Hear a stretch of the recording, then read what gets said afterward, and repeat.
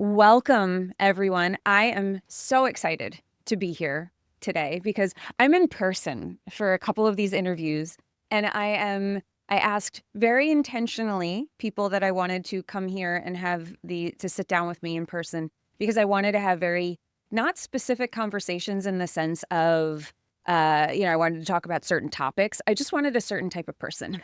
I just wanted people who have been doing this for a while, doing their thing for a while, who've been on the journey and can talk about it and also have an expertise that they can share with my audience. So I am so excited to be here with Miss Amy Bartko. Thank you for being here, love. Oh my gosh, thank you so much. And I love the intro there. And I'm glad that I was one of those people too. Yeah. I'm honored to have you here. So you are also, because this is a human design show, I always tell our listeners what the human design of our guests are because I think it also helps, although they get me and we're both 5-1 emotional manifesting generators. So you and I are both 5-1 emo manny gens. And so they've got an example, but I think it also helps to see that types, profiles, authority. We come in all shapes and sizes. We come in all types of businesses. We come in all types of ways that it expresses in ourselves. So you are a 5-1 emotional manifesting generator. I know you're not like a superhuman design person, but you're like human design curious. I'm very human design Yeah. curious. Absolutely. I know a little bit about mine, but definitely not the deep dive. Did it resonate for you when you read and kind of first took like a glimpse, ran your chart, got a few like definitions of those things? Did they ring true, or were you like, no? You know what? It's funny.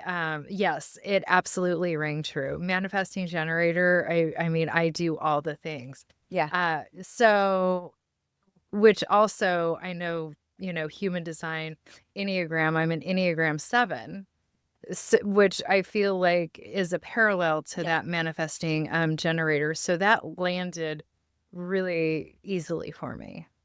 I'm a 7 as well. I'm an Enneagram 7. And it's funny, Tracy O'Malley is gonna come in here later, so we'll get the Enneagram thing here as Oh, I well. love that. But the 7, yes, multi-passionate, freedom. I think that it tends to go very well. Not all 7s are Manny Gens, but I think a lot of Manny Gens are 7.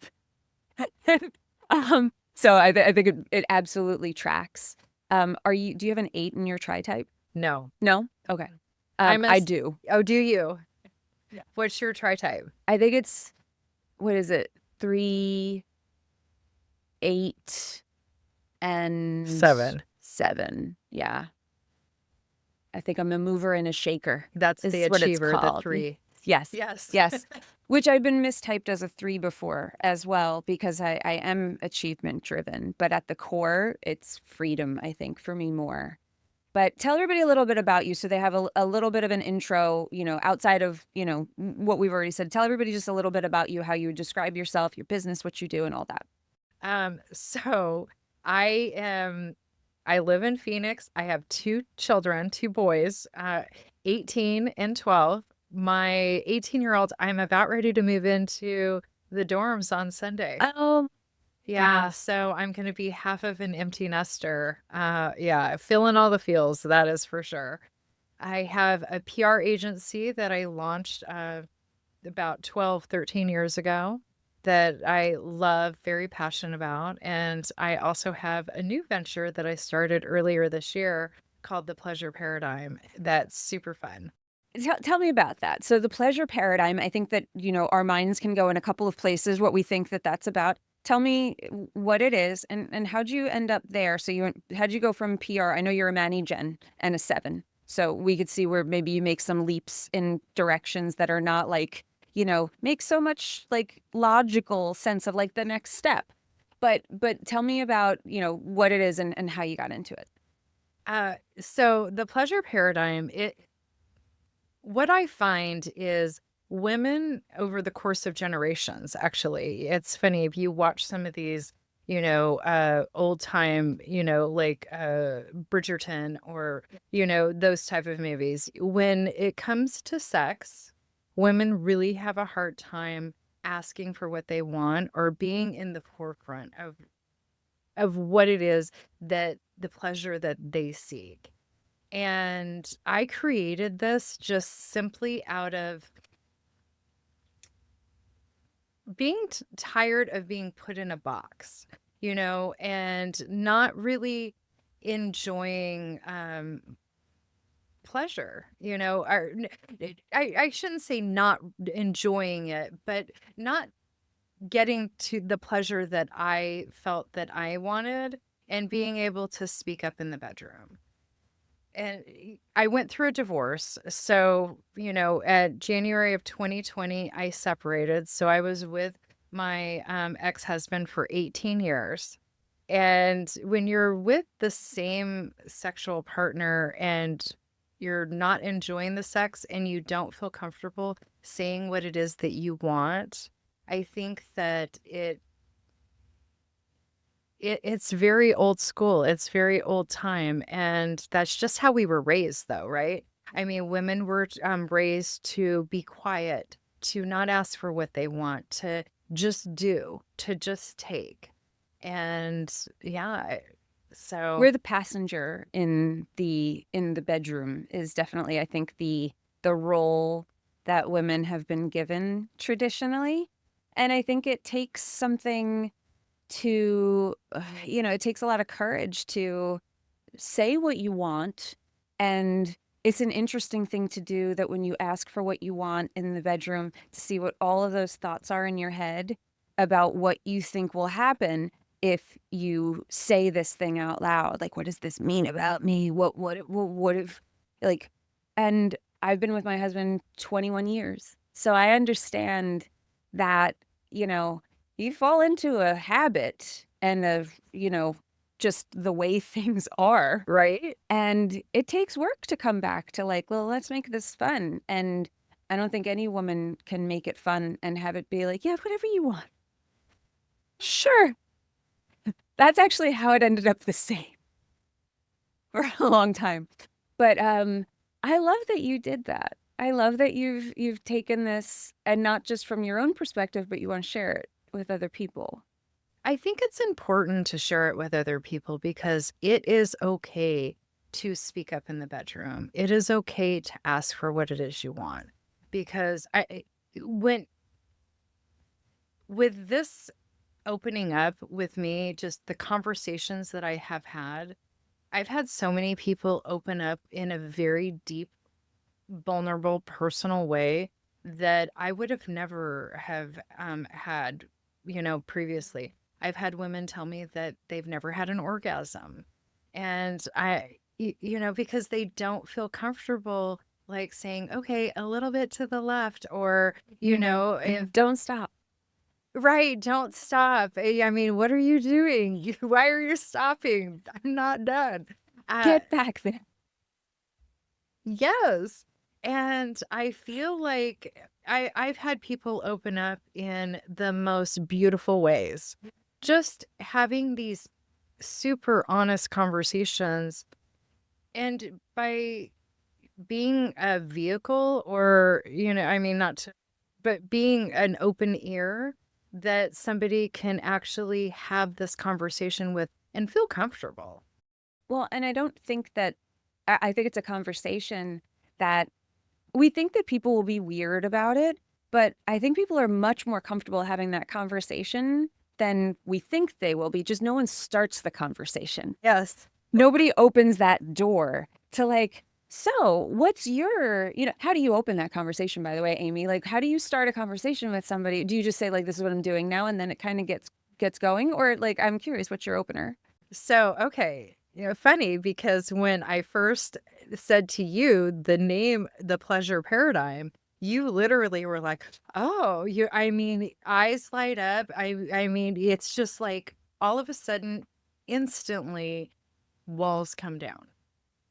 So by having just, I started this new thing called the pleasure paradigm. Oh, tell me more. And when I tell them more, then they start opening up to me. And I mean, I had one woman, and this was, super deep and personal. She told me that when she started having sex, it was the most painful, excruciating thing for her. And she went to doctor after doctor and nobody figured out what was happening. And, it turns out that, she had, she had to have surgery done to alleviate that pain. And she never felt comfortable talking about it. But literally in a group of women, her and I are having this conversation. I tell her what I'm doing, and she opens up the most vulnerable way. Mm. And I do want to say that if it were a man, they would move heaven and earth to figure out why he wasn't enjoying his sex time. So like that's we'll put that aside. You'd be like, we need a think tank to put together a think tank to figure out exactly why this is happening to this poor man. No one can rest until we solve this problem. But to her, it's just like, yeah, we're just not sure. Yeah, we're Maybe not it's just sure. yeah. Yeah. Deal It with must it. be you. Deal with it. Something with you. Maybe it's psychological. It's the only time it's psychological. Which, to the point, the original point, women are told to just deal with things, put in a box. Don't speak up. So, yes, exactly.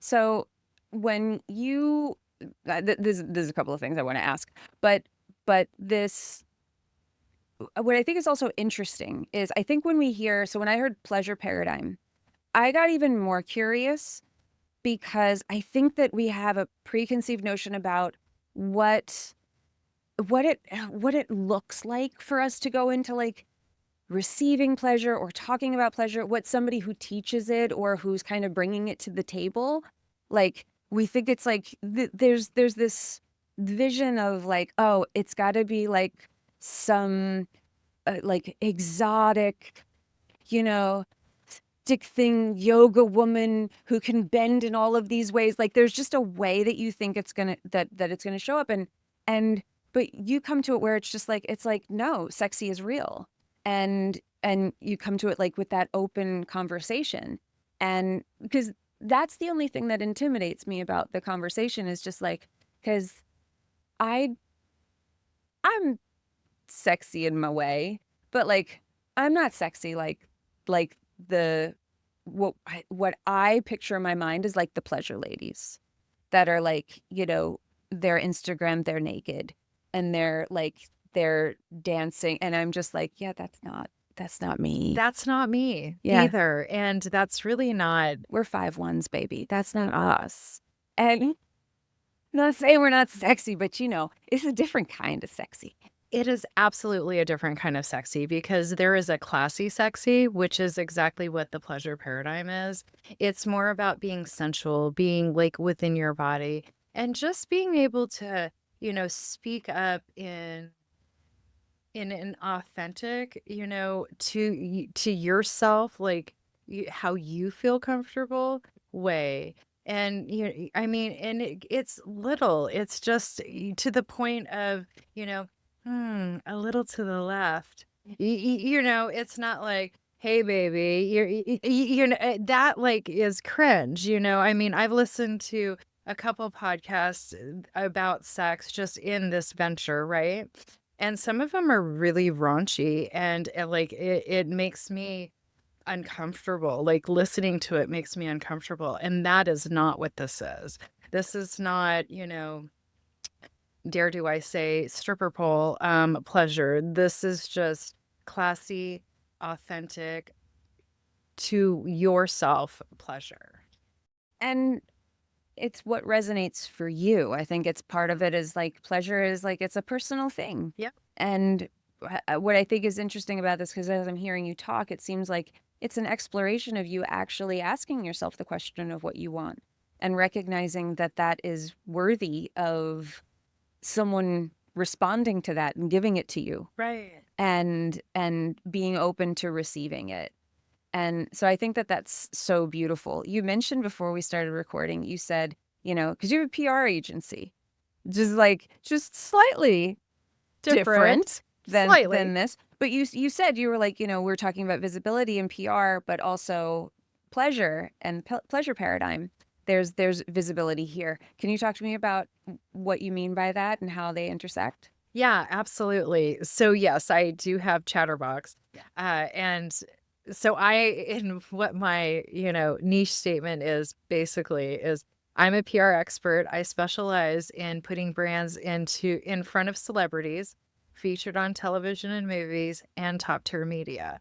I work with brands to get them the visibility to earn credibility, to achieve profitability. So, what I do in my day job absolutely is all about getting the brands that I work with visible.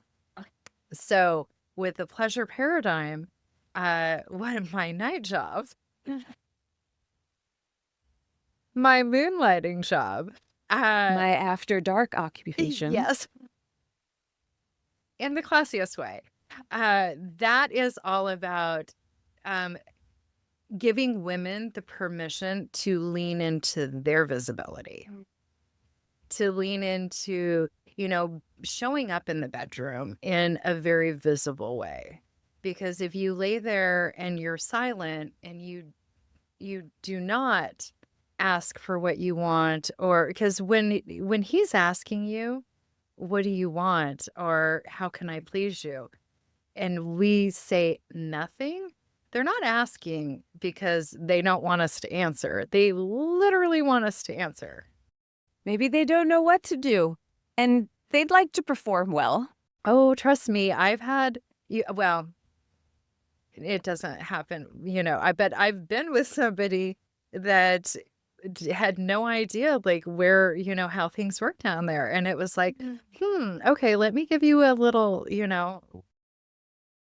I had that vision of that scene from Friends. Do you remember the Courtney Cox one where she drew a diagram of the 9 erogenous, 7 erogenous zones, a 1 2 3, a 4 7, 4 7, 7 7. It's and they're all looking at her like that was just what popped into my head. And she yes, was like, he didn't know what to do down there, so we drew him a map.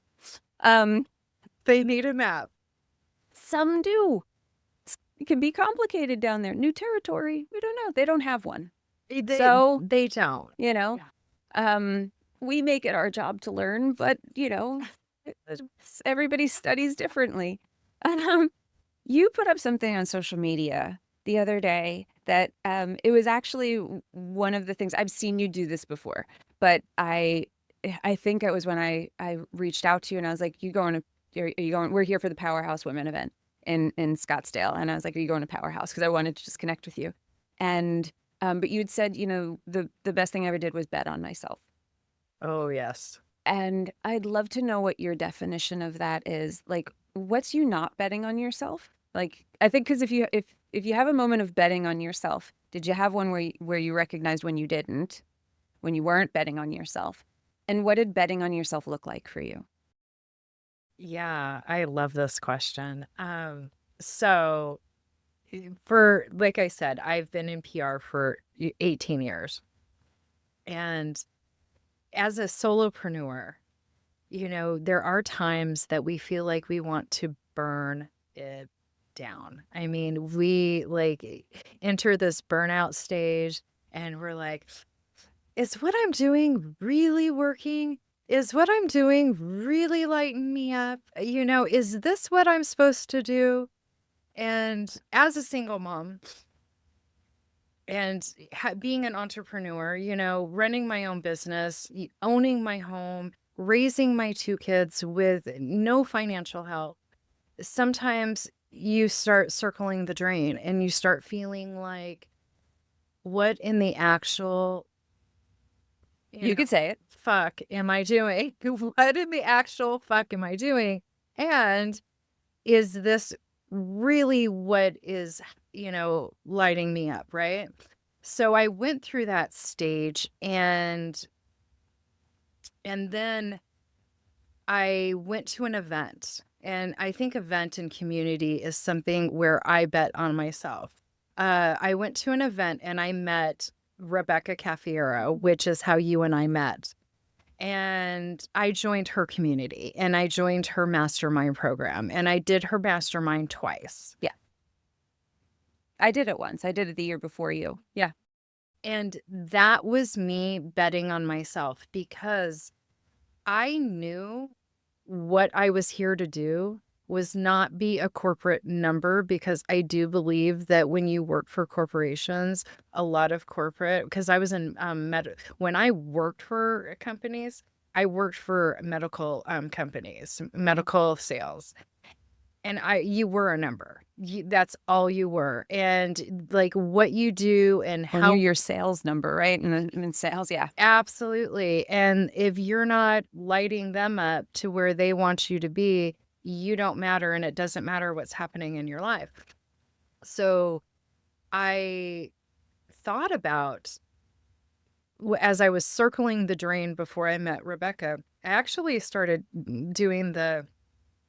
going down the LinkedIn rabbit hole and, thinking, because I'm a single mom, I'm paying for my own health insurance. Am all of this. So as an entrepreneur, your income, your financial security, it ebbs and flows, depending on things. So I took all of that and I invested in myself. I bet on myself because I knew that corporate was not something that was for me at all. And just really putting myself in rooms with other women that were exactly where I am and want to be. And when you made that investment, because I think sometimes we hear, like, there'll be somebody, and I've talked about this on the show before, that I think how did you gauge that that was the right investment for you to make at that time? Because I think sometimes we think that these things will be magic bullets. I know when I joined Rebecca's mastermind, I had my business for a while. I really felt like community was the area I didn't know how to build on my own. I went into it not with like, this is going to change like my revenue, this is going to change. It wasn't that, because I kind of had that, like, where I was like, okay, I think this will add, but I don't know how to and it sounds like I have like some weird human handicap, which I guess I do. But like, I'm like, I don't really know how to make the relationships, and like I always feel weird in them. I'm kind of awkward. And, when it comes to like meeting people in the industry, like, how do you build these partnerships that don't feel, I'm really, really icked out and conscious of people not feeling like I'm using them. Yeah. And, but I understand that there's opportunities here, and I don't know how to do that. And I have a sisterhood wound. So I was like, this is what I'm coming to this group for. And with Rebecca, I was like, I think she's the person who can open this up for me. I feel that from her. If I walk out of this feeling like I know how to make friends, which again sounds like I'm like stunted in some human way, but like if I come out of this with like where I heal a bit of that sisterhood wound and I feel like I understand how to make partnerships and strategic relationships that feel both like there is like we give and we take together, these are like reciprocal Yeah. relationships that feel really good, then worth the price of admission for me. They're genuine and authentic. Yeah. Absolutely. Well, and it's interesting because I when you asked me, the question that you asked me was, how did I know that that was the right group? Yeah. And I had my mom friends, Mhm. so my mom friends are so different than this group that I have like leaned into and literally will be lifelong friends.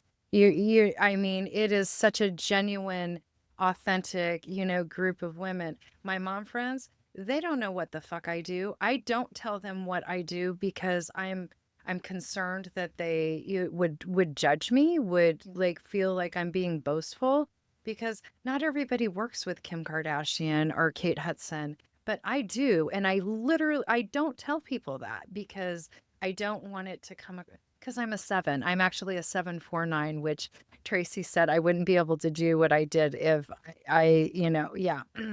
So, because I'm the gentle spirit. So my mom friends, I didn't have what I needed and what I was craving with them because I couldn't talk about what I did. When I met Rebecca, she's so genuine. She is like the warmest person. And it was just such an inviting, instant connection group of women that I felt so connected with and felt like it was worth that spend, right? And and she helped me. She helped me come out of that shell of not talking about what I'm doing to actually being visible myself. Cuz I used to just with my PR business, I would, I felt all the credit, belonged to my clients. And it does. Absolutely, I mean, that's what they hire me for, to get them the coverage and to, give them that visibility.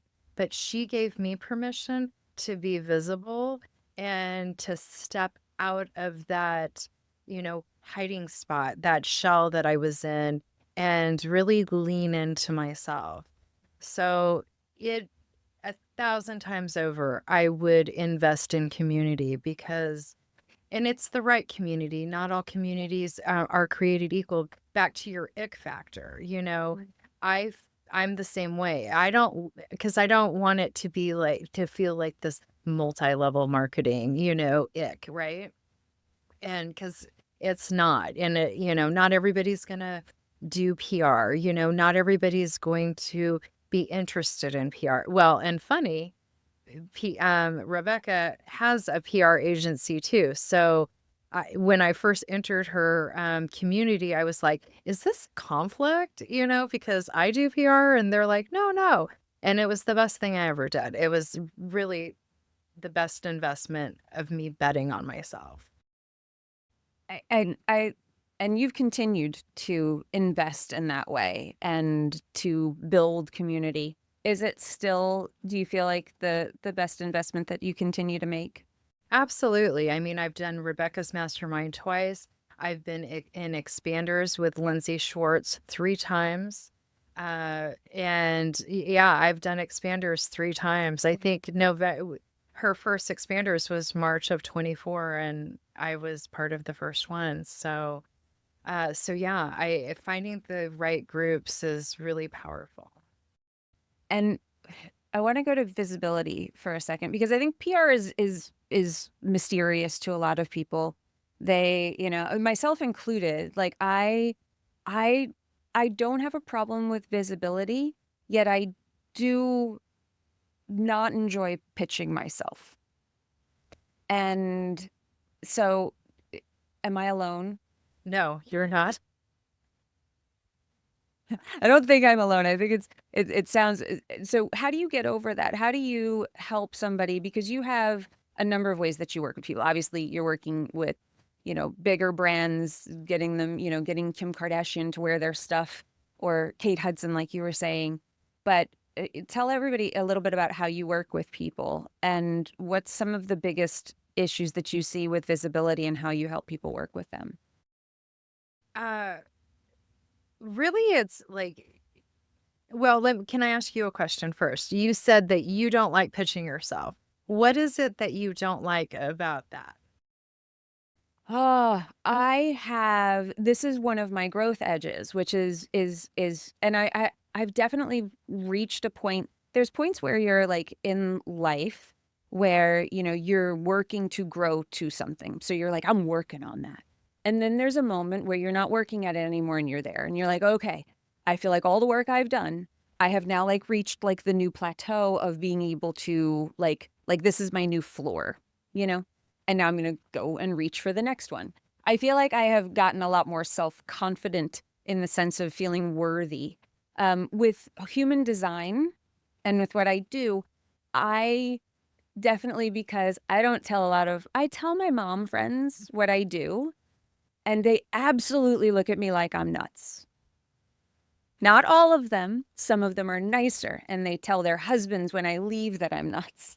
But some of them outright look me in the face like, oh, I love that for you. And Bless your heart.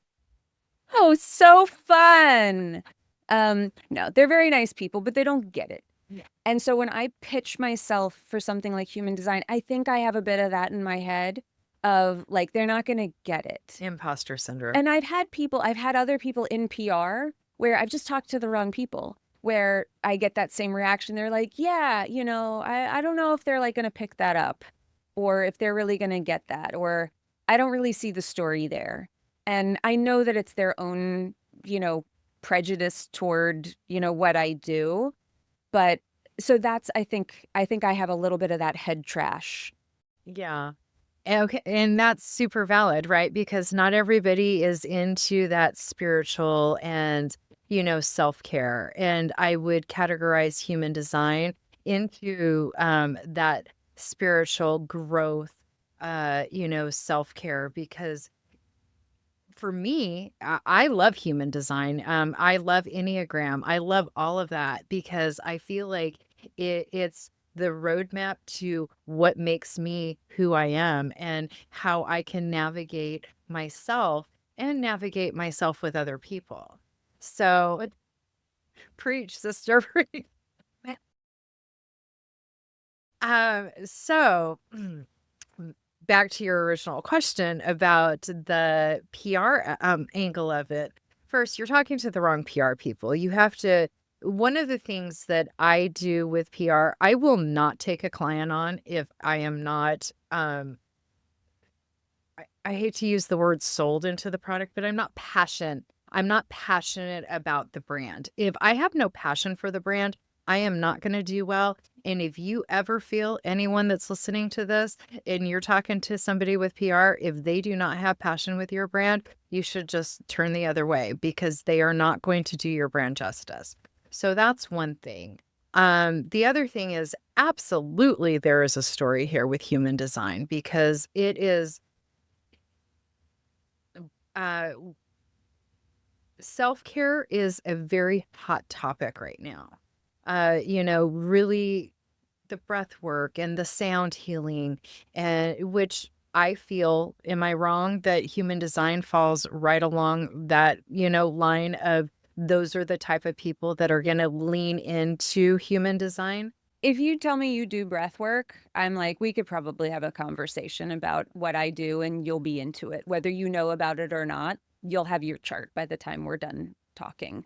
Like Right. I know that. Like if you're telling me you go to a sound bath or things like that, I'm like, okay, you might be my person. Yeah, Yeah. you're probably more open to hearing what, human design is Alternative about. methods of connecting with ourselves, and you probably value the same things that I think human design delivers. Absolutely.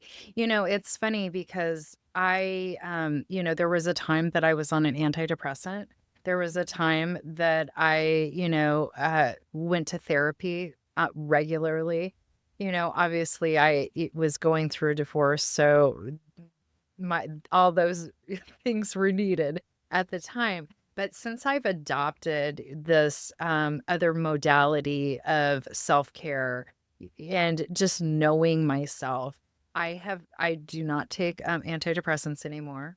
I, do not see my therapist as, it's more of a, if I feel like I need a tune up, it's not something I feel like I need on the regular. So I feel like your target audience really is that person that is in self-care, that is into the self-care. And there are absolutely publications out there that are interested in what you have to say. And pitching yourself, I think people are I get it, when people kind of look at you sideways about what it is that you do, and you're like, okay, so, how am I going to sell this, to the publisher or to the editors or the journalist? And it's just knowing the right people. That's why a lot of people actually hire me or, a publicist because we create a customized roadmap for you that we know exactly who we want to reach out to, those people that are covering your topic. And there are plenty of them out there. So it is just about understanding, and I think that that's another thing. When I think I said that from the start, like, I think people find PR mysterious. Like, how do you even break into that? And what I'm hearing from you is that it's actually not that hard. You just need to know who the people are that are writing about what it is that you do, or in the realm of it. Like, find someone who wrote a breathwork article and then go pitch that person. And I think that the other thing that I've heard, and I have not taken to heart enough to say, like, oh, they need stories too. Like, they've got a right to live, and they run out of ideas just like everybody else does. Absolutely. And I think it's very similar to like this show. People pitch me to be on a guest on the show all the time. I say no to a lot of people because honestly, they're people that I don't know, and they don't. A lot of times, the story just doesn't fit with the mission of this show for me, and I'm like, thank you, but no, thank you. Or they write me a pitch that is all about them, and they're just like, this is why I'm so awesome. This is what I can do. And it's like they get the name of my show wrong, or they like, and it's like, you didn't put any, so no. Um, and I, Thanks, but no thanks. and I think about that. I'm like, but then I get a good pitch. And even if they're not right for the show, I feel bad telling them no. Like, I want to say yes because I'm like, you took the time to actually craft a really careful pitch that really did come close to hitting a lot of the notes. And I don't give myself that. I don't put myself in the good person shoes. I put myself in the bad person shoes. And that's just a shortcoming of mine that I've been working on since, birth. Just feeling like I'm always putting somebody out with my needs. We're always and our own worst desires. critic, right? Oh, for sure. Yeah. I have my inner critic and I have developed a far more balanced relationship. However, they don't go away. Just our relationship has changed. And And yeah. yeah, Yeah. it used to be they used to run my life and basically whip me throughout my every moment of my day. And like to the point I was a really like shy, awkward kid, didn't have tons of friends, so far from the popular girl. And I think that that was one of the things that intimidated me about entrepreneurship, about community, because it did seem like a cool girls club. And I've never been the cool girl. Never. And like I was the girl with frizzy hair and awkward and who just wanted to listen to music all the time and like hang out with her cousin and just hang out with like boys, and because they didn't expect anything, like, it was just like we could just chill and it didn't have to be anybody else, and that was all I was ever looking for. And then entrepreneurship came and I was like, it's got to be like this performance. I was an actor. I like to perform on stage. I don't like to perform in life. I don't, this might not work out for me. And then I had to shift that paradigm of the way that I was thinking about it. And that's what the mastermind helped me do. And that's what I have to prove to myself, that this can be different. I have to prove to myself that not that I can be a cool girl, but that it doesn't have to be a cool girls club. I Absolutely. think we're getting to a place where that's even more true now. I think a lot of the cool girl stuff is starting to fall away a little bit, like where it isn't just about a pageantry thing. I think there's the the stock of currency is of authenticity is rising. I think, you know what? It's funny that you say that because I think that's the rooms that you and I have chosen to put ourselves in. The rooms that we have put ourselves in are not clicky rooms. They're not rooms of, people that are, oh yeah, we're not gonna, invite you. It's very inclusive. It's very, um, like y- thinking about the situation that's happening like with mom friends, like at our school. All of a sudden when I'm going to go back to the visibility and me showing up. But I had this group of mom friends. I was, like I said, I was afraid, to talk about what I do and be more visible because I was afraid people would judge me. Well, the reality of it is my mom friends did judge me. Did I change a little bit moving into these, communities and really stepping into the more visible Amy and what I do? Maybe I did change, but I just became more confident in what it is that I do. And now there's this whole group of mom friends that I used to hang out with on the regular that literally never talk to me now.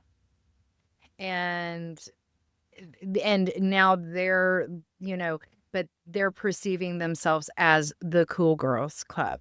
And I don't need to be in that type of club, a cool girls club that is going to exclude me because I, may have said something. I mean, nothing bad. I mean, I'm like the nicest person, I think I You really am. are. That's I can vouch for you there. You really are the nicest person. Well, thank you. I appreciate that. But back to your, cool girls, clubs, there are those that exist. And one of the things that I have found is those are not my group. Yeah. It's not because they're not built on something that's real. It's usually, I come back to like, is it Eleanor Roosevelt's quote? No, I'm going to screw up I'm going to attribute the quote to the wrong person. But it's, she said that like the people who talk about other people, you want to be in the conversations where people talk about ideas. And I think that that's what was coming to mind as you were saying, like I started, you started to, be part of these other communities. You started to bet on yourself. You started to, I see that as like you were raising your frequency. You were turning the volume up on who you are.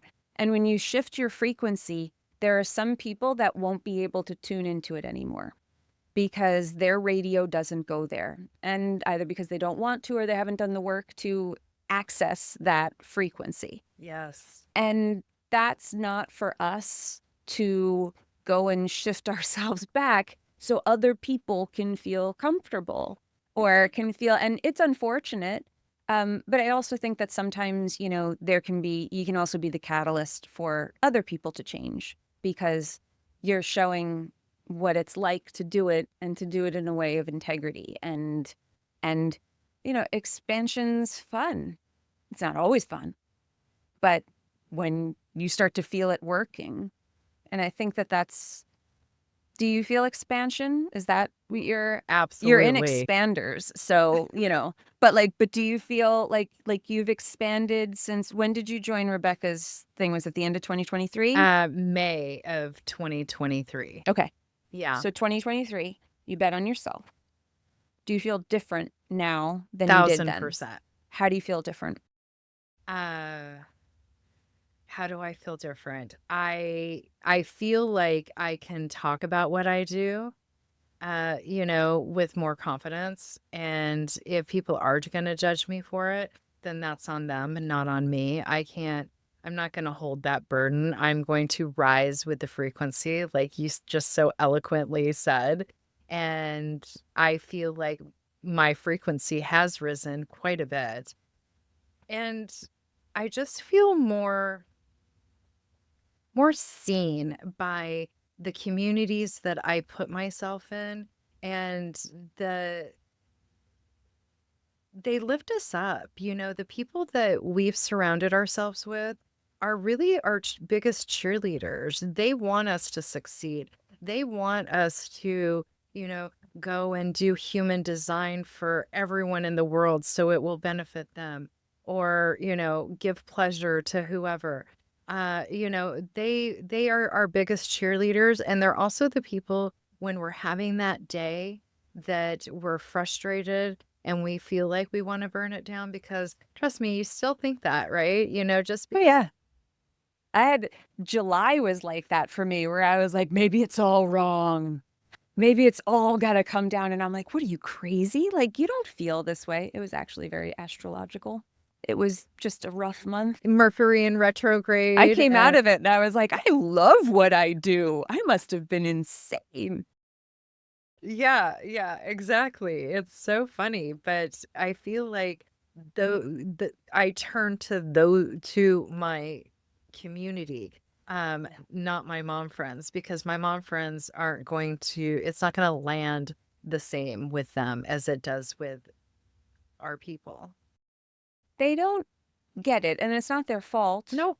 And I know I have plenty of friends who try, but I realize I don't try to have those conversations anymore simply because not because like they're bad people or it's just the advice they'll give me is so not the advice that I need because they don't understand the world that I live in and what I do that they'll be like, "Yeah, maybe you just got to like cut your losses." And I'm like, "Yeah, no, never mind. No, no. I'm gonna go call one of my woo-woo friends that you won't get either. And it's fine, but it is true because the entrepreneurial journey is so different than the linear path that so many other people have chosen to take. And that's fine. I'm not knocking that path. For some people, it's like you belong on like you're rocking that path. You For go, girl. me, I tried and it was just like, this is so not for me.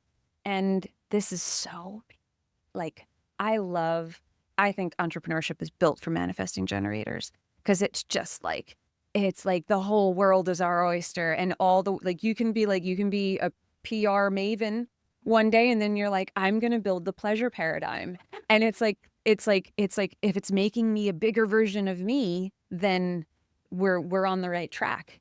If it lights me up, it's working. I don't know many other places where Manny Gens can be that free. So I love it. But Yeah, in corporate, they're like, "No, you need to stay in your lane and, don't deviate. You are in the middle lane and that's it. Do not go anywhere else." this is going to take this long. You're on a path to, this next thing. And there was a time where I got that and I was like, okay, yeah, the path. And then, but someone else is really controlling that path. And I really, really like control of I don't like rules. I have problems with rules. I have problems with people telling me what to do. It's Are you always a been a Scorpio? problem. I am a Virgo, but I am a Scorpio moon, Scorpio rising. Okay, so you have a lot of Scorpio in your yeah, okay. Oh, that's right, your son's a Scorpio. I bite. Yes. My son's birthday is the day before yours. Yeah. Yes, I bite. Me I too. and but I also like we're also deep moody people as well where like there is a, the Scorpio energy doesn't do shallow. No. No. So the linear like just keep to stick to the script, baby. It's like, oh, but don't do that. No. Sorry. Yeah, no, I'm like this free yeah.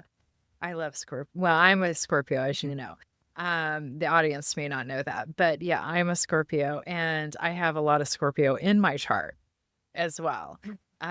So I bite and yeah, I'm just this free bird for sure. And I just kind of have this beat to my own drum and I love it. I love that. Tell everybody. So tell us more about you have some PR ways people can work with you. You have some pleasure ways people can work with you. Can you tell everybody a little bit more about those different pathways? Yeah, absolutely. So I have PR, I have where I do it for you.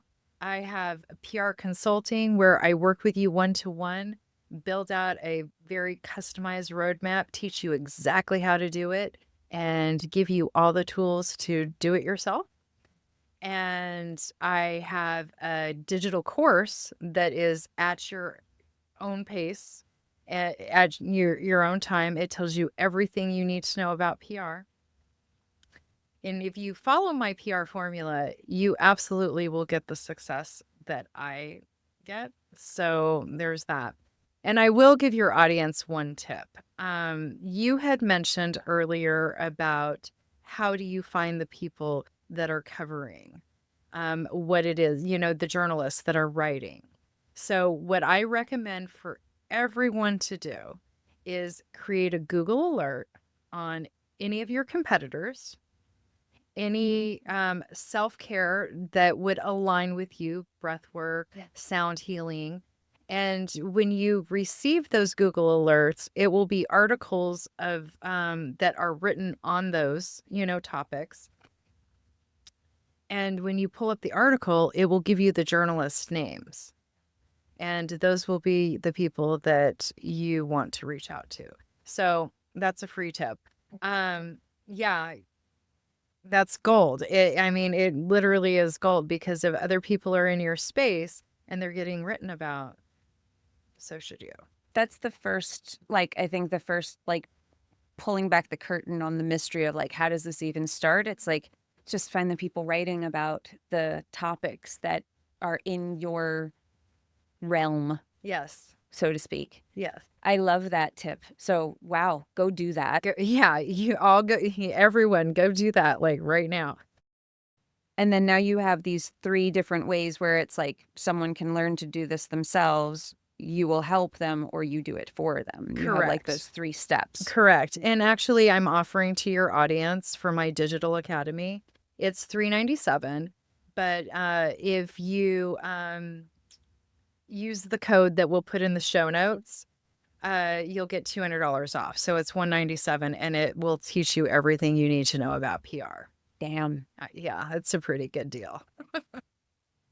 It's like, here, we're giving it to you. That's amazing. Thank you for giving that offer. Yeah, absolutely. Absolutely. PR is something everyone should do. And it just gets you that visibility. Because what I call it the PR formula. To build brand awareness, you need to gain visibility to earn credibility. And when you have that credibility of other people talking about you, that third party talking about you, that's where your profitability comes in. So there's that. And then for the pleasure paradigm, I've written 4 guides. They're just, guides for women. There's a guide for women on how to ask for what they want in the bedroom. There's a guide for oral sex for men and women. Because, sometimes men, like we discussed earlier, do not know how. And read the map. Yes. Talk to Monica. Tape it to my thigh. So for oral sex, and then how to give women, there's one for men for how to give women pleasure in the bedroom. And those guides are $26, and you can buy all 4 for $86. Wow. We will link all of that up in the show notes for you. So you don't have to go and remember anything. But those are some really amazing deals. And we've just covered a whole lot of ground as far as like what we can improve in their lives and their businesses with Absolutely. for like under $300. Yeah, absolutely. Well, and I have a quiz, what is your pleasure archetype? We'll link that in the show note. That's a free quiz. I want to take that quiz. I'm gonna take that because I don't know what my pleasure archetype is, but now I'm curious. I have one more question for you about human design, and because it relates to all the things that we've been talking about. So you're a 5/1. I'm a 5/1. The 5 is known for having influence over strangers more so than influence over the people that they know and are close to them. Now, you've said community is the thing for you that has like really helped you bet on yourself and grow. Do you find that to be true? So I'm saying it to you, and I'm guessing that's the first time you've heard that put that way. How does that hit you? So accurately. Yeah. Yeah. Yeah. I feel like a lot of times strangers are captivated by me. And I never knew why or how. But then, yeah, people that I know. When you say people that you know, is it like people that you know, like in your family or like your groups of friends or just people in general? It's all of it, but usually the closer they are, the less influence you have on them.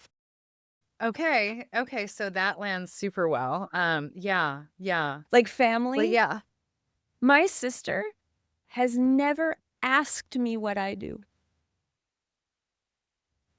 I'm assuming she knows, but like we have never had a conversation about it. That's how little influence I have.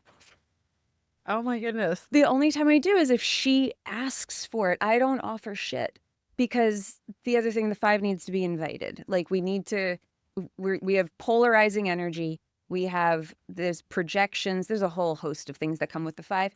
But and so unless people ask us for things, so if my sister comes to me and is like, and there have been a few things in her life where like shit's gone down and I'm the phone call that she made, then I can have influence, but only then. Otherwise, it's she misinterprets what I'm saying and what I'm meaning and what I'm doing, and it's not a good thing. So I don't even go there. But yeah, like with family, friends that are super close, there tends to be less influence. But when you speak on a stage or you have a podcast, um, people are like, "Oh my God, you're my person." Right. Okay. Yeah, I love that. And yeah, that's the first time I have heard that. So two things. One, what is your sister's human design?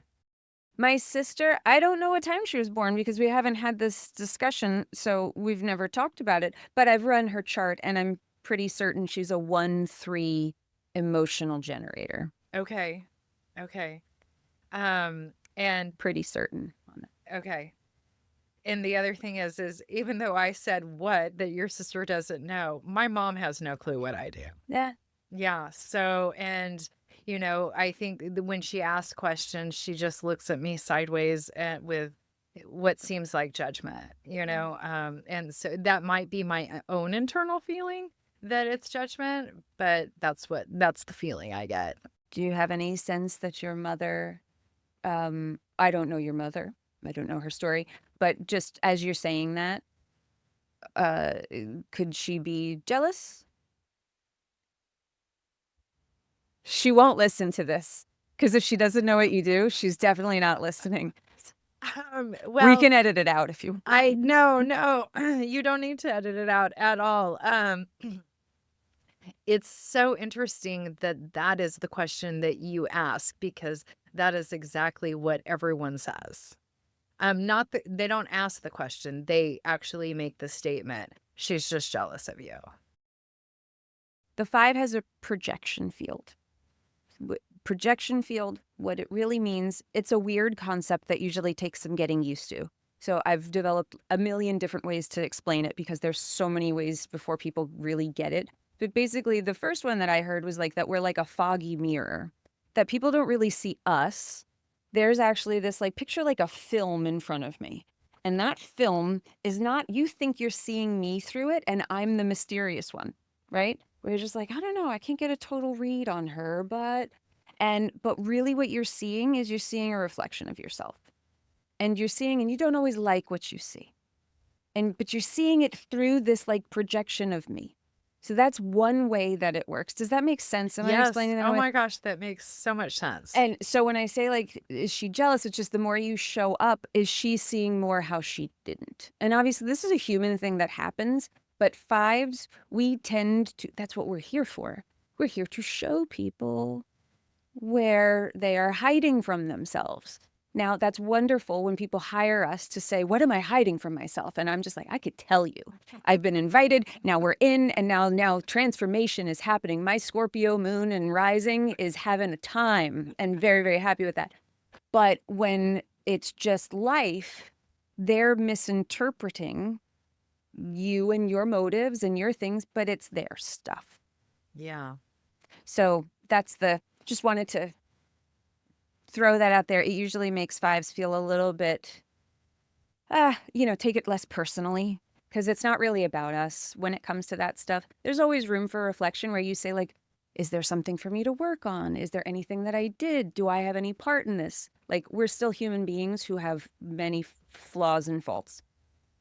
But if you come through that and you say, no, I really don't feel like I did anything. I had good intentions. I showed up. I felt like I kept my side of the street clean. Uh-huh. Taylor Swift is also a 5-1. I feel like many of her songs speak to the 5. I keep my side of the street clean. The Karma is a 5-1 song. It's if you feel like you've kept your side of the street clean, then you say like, I feel pretty confident this was a projection, and they'll either get what they need out of it or they won't. Oh my gosh, I love that, and that lands so well. Yeah, that lands super well. It's fun. Yeah. I just wanted to, I was curious about that because in your communities and the communities, is it what the community did for you internally that gave you the biggest shift, or has it also translated into external, um, I don't need specifics around that, but I'm just curious about that because I think that we function differently in communities than like a 4-line where they're meant to have influence on the people close to them. So the minute they meet somebody, that's where their influence is greatest. So Lindsay Marie, formerly Lindsay Schwartz, she's a 2-4. So there's just this like people feel like they know her. And the more that they feel like they know her, the more they want to be near her. And now she has influence over those people that feel like they know her. It works differently for us. So I'm just curious if you're comfortable answering. Um, in those communities, does it feel different than the way I just described Lindsay? Or does it feel like where the community did work on you internally? And that's like the big, like for me, community opened me up internally, made me feel safe in community.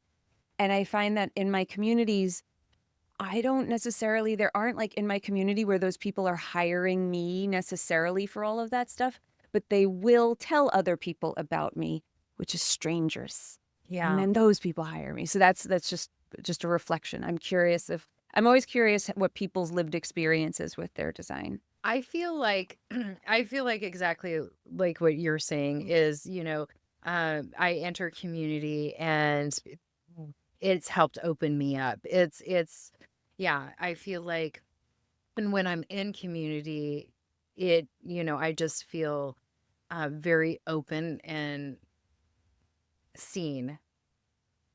Does that make sense? And especially in this entrepreneur community, I feel like I could talk about, PR, the pleasure paradigm, and nobody's going to look at me sideways, No, they're all like, tell me more. Yeah, Yeah, I'm absolutely. fascinated. I think that's what I love about entrepreneurs too. We're kind of naturally curious, fascinated people, which I love being around that energy. People that are like, ooh, I've never heard that. Not like, ew, I've never heard of that. Yeah. They're like, ooh, what's that? Is that something I should look into too? Because I'm game, like there's just this like, I'm game for this. Right. Tell me more. Yeah. I want to, yeah. It's like, ooh, what do you mean you're going to do an energy clearing on me? And it's like, yes, please. An Where do I sign activation. up? I am so down for this. Um, so is there anything that you wanted to say to our lovely listener who's been hanging out with us for this conversation? Anything else that you wanted to say or share? If you're feeling stuck and unseen, whether it be in your, career, whether it be, in the bedroom, you deserve to be seen. And I'm just inviting you to give yourself the permission to be visible in whatever aspect, whatever road you're taking. It is okay. And Nicole and I are both here, because we stepped out of that imposter syndrome, out of that, not being seen stage. And I love that for everyone. So, Thank you for saying that. What was coming to me as you were saying that was like, it's like visibility is like lifting the veil. It's like, it's not just about like being everywhere all the time. It's about, just saying, I'm not going to hide behind this anymore. I'm allowing myself to really be seen. And I think that that's the consistent exercise that has gotten me, because it isn't just like, oh, I've been more places and there have been times where I've been way more visible than I am now. in like the strategic way where I've been more places. Right. But I don't think I've ever been more exposed and vulnerable and real and being like, this just me than I am now. And I've never been more successful than I am now. And I don't think that that they are unconnected. I think that they are intrinsically connected. Absolutely. Absolutely. And if, people are going to look at you sideways, and I say that, because when you're like, "Huh?" and you tip your head, that's why I always go to that. But if people are going to look at you, or, give you the, okay, maybe you've aged out of those people. Maybe you've outgrown those people. And sometimes that's something that's hard to accept, and to, deep down, it's like that pit in your stomach. It's like, oh, but I don't know that I'm ready to let that go. It just, if you feel like that, then maybe those aren't your people anymore. And that's okay. And that's okay. Yeah. Um, I completely agree with that. And it doesn't have to be this horrible, and you don't know what the future holds. Maybe they grow and change and they come back, but don't hold yourself back in order to stay in somebody else's world that doesn't feel right for you. Absolutely. Judgment is not something that you should hide behind because you feel like somebody's going to judge you. No, for sure. You sacrifice yourself in that paradigm. But I'm so grateful for you being here. Thank you for doing this. Oh my gosh, thank you so much. This made my day. Yeah, I am so happy to be here with you. Oh, that makes me so happy. It is this honestly, I'm so, so thrilled that you came, and I'm so happy that we got to do this. I've wanted to have you on the show for a long time, and I'm so happy we got to do it in person. This made it extra special. And thank you, listener, for making it all the way to the end of this episode with us. We appreciate you. And remember, in order to have an unshakable business, you must first become an unshakable human. So thanks for letting us help you become unshakable with human design. We'll see you next time.